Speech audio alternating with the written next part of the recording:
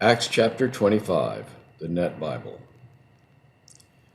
Now 3 days after Festus arrived in the province, he went up to Jerusalem from Caesarea. So the chief priests and the most prominent men of the Jews brought formal charges against Paul to him. Requesting him to do them a favor against Paul, they urged Festus to summon him to Jerusalem, planning an ambush to kill him along the way. Then Festus replied that Paul was being kept at Caesarea, and he himself intended to go there shortly.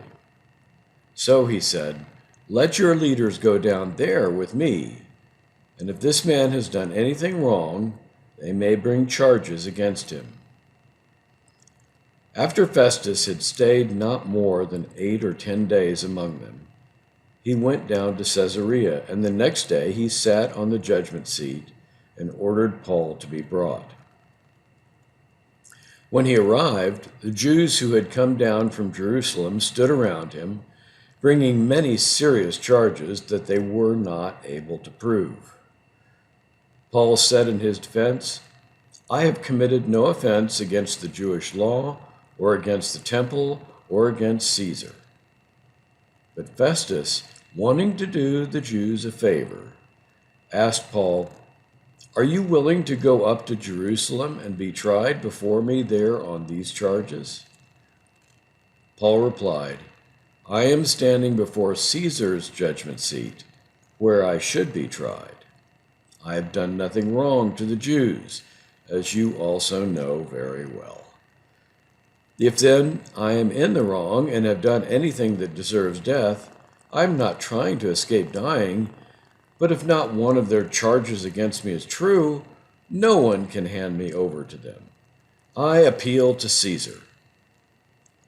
Then, after conferring with his council, Festus replied, "You've appealed to Caesar you will go."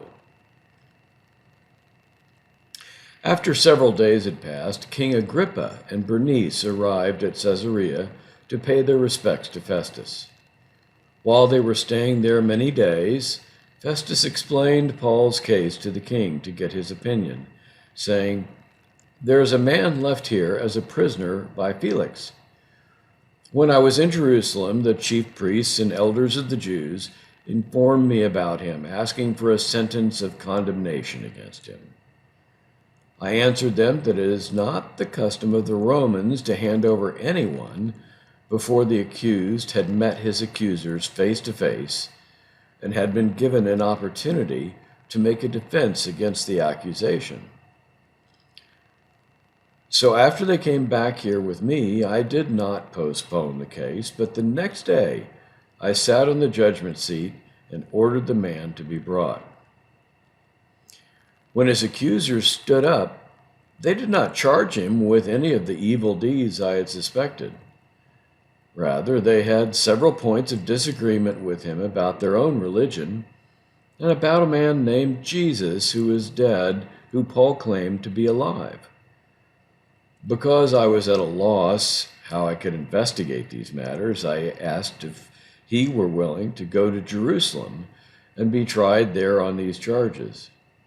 But when Paul appealed to be kept in custody for the decision of His Majesty the Emperor, I ordered him to be kept under guard until I could send him to Caesar." Agrippa said to Festus, "I would also like to hear the man myself."